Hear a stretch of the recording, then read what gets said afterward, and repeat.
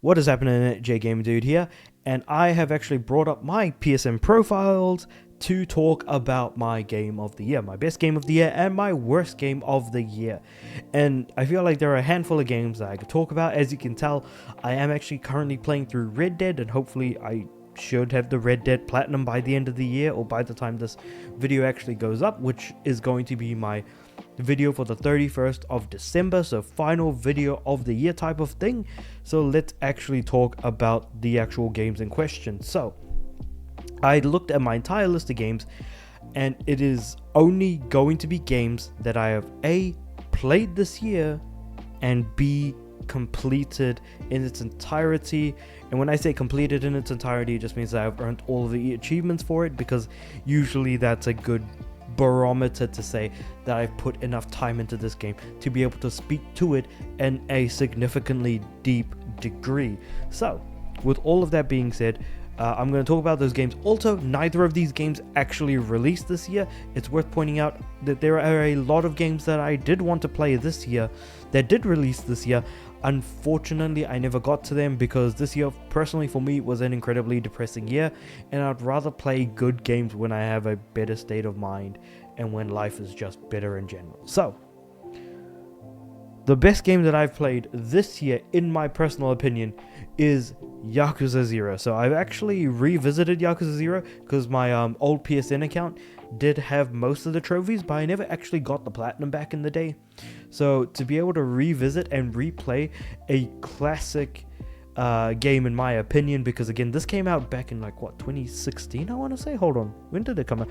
2015 in Asian and Japanese regions, and then we only got it in January of 2017 in English. So that's actually quite a difference of almost, well, definitely more than a year and a half, almost 2 years, minus 4 months, so 1 year and 8 months pretty much.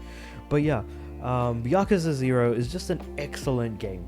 It is easily the most time-consuming game to beat story-wise, because it has the beefiest story in the franchise until we hit the RPGs, because RPG gameplay generally tends to be a tad bit more time-consuming. But this game, I think, took me just under 150 hours to platinum. Granted, it does take you a bare minimum of 2 playthroughs to do, and there are so there's a lot of story related chapter trophies, but of course there are missable things in between as well, whether it be picking specific dialogue options for a specific trophy. And keeping in mind, I did actually start the game on the end of this, well, near the end of the year, but I did play it technically this year, so I'll consider it in the running because I did play it this year. It was actually the first game that I booted up this year as part of my yearly review from PlayStation. But basically, the main trophies you want to consider at the back of your mind is beating the game on Legend difficulty, which requires you to beat the game once and then play through the game a second time. Now, what Yakuza games generally tend to do is give you a new game plus option, so you can bring your upgrades over from the previous playthrough. Unfortunately, Yakuza 0 does not do that. Instead, you do need to play the game from the very beginning while attempting to upgrade yourself enough to be able to beat the final boss, and trying to speedrun the game as best as you can. It's a cool story. It is an incredibly fun game. I cannot in good conscience recommend the platinum unless you really want to go for it. But ideally, the main one you want to go for and keep out of your mind as best as you can is to get 100% completion on the completion list. So what does this mean? Well, pretty much in the game, if you pause the game, you will find something called a completion list, and it will give you a bunch of tasks to do, and if you complete them all, you will obtain 100%. This is easily the most difficult trophy to do in the entire game because it requires you to complete the entire storyline for the 2 main mini games, which is the Real Estate and the Cabaret Club Czar. In addition to that, you also need to complete all of the sub stories in the game, plus you need to beat the toughest fights in the game, which is against So and Jo Amon, which the Amon guys, like, if you haven't played a Yakuza game before, the Amon guys are always at the end of every series of sub-stories that you do. So if you complete every sub-story in a Yakuza game, the last one that you'll have left will be to beat someone from the Amon clan. And this is easily, I think, the toughest couple of there's two of them you need to beat, So and Jo, and both of them are very tough. I think Yakuza 0 might be the toughest Amon fights in the entire series, in my opinion, because the other ones are nowhere near as hard, at least from what I've noticed. I probably need to go back and re-challenge them just to make doubly sure, but like, you know, there's a lot that requires you to hit 100% completion, and I'm glad I did it, because again, I regret nothing. Having played through the game, and like when it comes to mini games, for example, you do need to be sufficiently good enough to complete every single mini game to enough of an extent where you can actually hit the scores that are required for the 100%. But all things considered, I love this game. I will always go back and replay it anytime I want to, because I absolutely bloody love it. If you are wanting to get into the Yakuza series but you don't like RPGs, this would 100% be what I would recommend, without a shadow of a doubt. So this is the best game I've played for the year. What is the worst? Is this little game, this little indie game I think people are unaware of, called Fortnite. So here, this is the North American list that I've got the platinum for. This is the European list that I have the platinum for on the PS4. And this is the PS5 global list that I have the platinum for.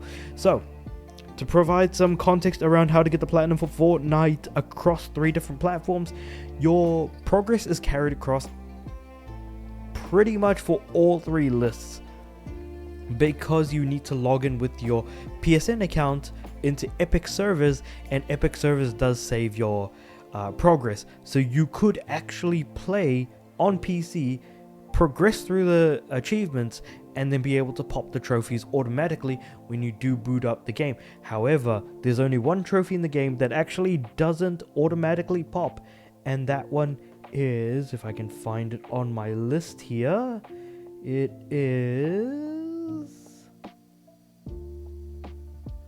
shoot, where is it? All Together Now, here we go.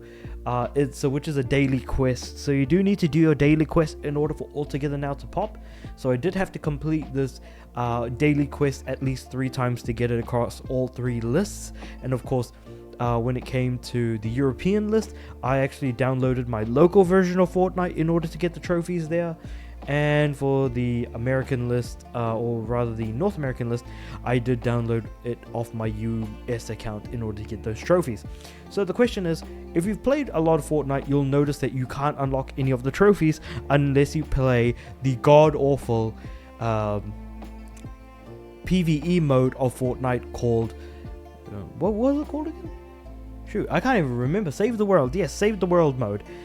In which you need to complete the game story, which will ultimately get you a significant majority of the game's trophies, pretty much from the top, Gunsmith onwards, until we hit All Tied Up, which, to be completely honest, all the main story stuff kind of ends at Canny Valley, and everything in Twine Peaks is just repetitive, nonsensical idiocy as far as I'm concerned. But you will automatically unlock trophies like Become a Superhero, Survive Specialist, Proven Defender, and Outlandish. Dragon Slash, Darwin, rewards, like all these things will be unlocked as you go through the story. But the main ones you will not unlock as part of the story are what I like to call the grind trophies. Building 500,000 structures in successful missions, save 10,000 survivors in successful missions, fully explore 1,500 zones in successful missions, kill 20,000 mist monsters, and complete 1,000 play with others missions. These are the most time-consuming trophies in the game, and are the reasons why, putting them all together, why it took me little over 800 hours to get the platinum. It takes bloody forever. Actually, no, did it take me 800 or 600 hours? Well, either way, it took me hundreds and hundreds of hours of gameplay to get through and actually be able to do these. Now, that being said, however, the reason why, so I actually started playing this game a while ago, and I was just logging in daily to get daily login rewards, but eventually they did actually stop doing the daily login rewards, so I wasn't getting, you know, I had like 13,000 V-Bucks pretty much on my account, so I didn't have to worry too much about buying skins and stuff, because if I did see one that I was interested in, I'd buy it anyways. But these achievements put together are the reason why I will never ever want to touch this game ever again. Because again, it takes you hundreds of hours. Take, for example, 1,000 play with others missions. You need to so there is this option called play with others. When you select it, you'll automatically be put into a lobby with players, and then you'll just have to finish the mission. If you finish the mission, that counts as one play with others mission. Now, the longest a mission will take to complete is 20 minutes. So if you multiply 20 by 1,000, let's say you take about 3 missions an hour. Cool. And then you multiply that by about 3. That's about 3. So yeah, 3 missions an hour, and you multiply that by about let's see. Multiply that by about 100. So 100 hours, you'd be doing about 300 missions. So then we multiply that by another 3. So ideally, you're looking at around 333 hours of just play with others missions. Now, there's ways of being able to cut that down, but I'm not going to get into too much detail about it. All I'm going to say is those are the numbers that we're kind of looking at. Killing 20,000 mist monsters, that's if you are lucky enough to even find that many to kill. Fully explore 1,500 zones. So this one's an interesting one because you can only fully explore a zone once per mission. So for this one, compared to the play with others missions, play with others, you need to play and complete 1,000 missions. For this one, you actually need to play a total of at least bare minimum 1,500 missions, and you need to make sure you fully explored each one for it to count. 10,000 survivors, that takes bloody forever to do, make no mistake about that. Build 500,000 structures, that also takes forever, Jesus Christ. So all things considered, like, you are not going to have fun doing these achievements, without a shadow of a doubt. It is not a fun game. It is far too repetitive. There's barely any story. Whatever story there is, you'll largely be, checked out and not even care about.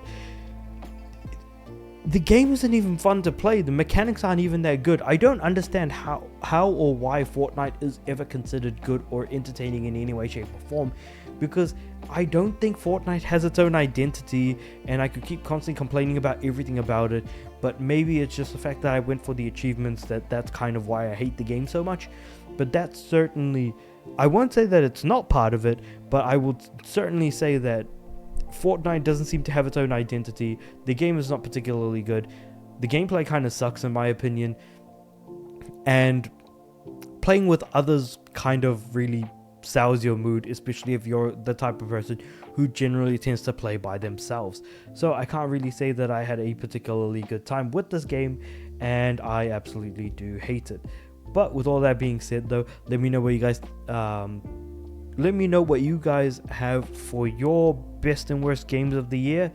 I'll be certainly interested to hear that, because I feel like a lot of people are going to name games that did not release this year, largely because a significant majority of people are probably playing games from years past. So with all that being said, let me know what you guys think about all of this in the comments below. Like the video, like it, subscribe to the channel. I'm aiming for 500 subs by the end of next year, and with all that being said, I do upload every day, so I'll see you guys in the next year. See you then.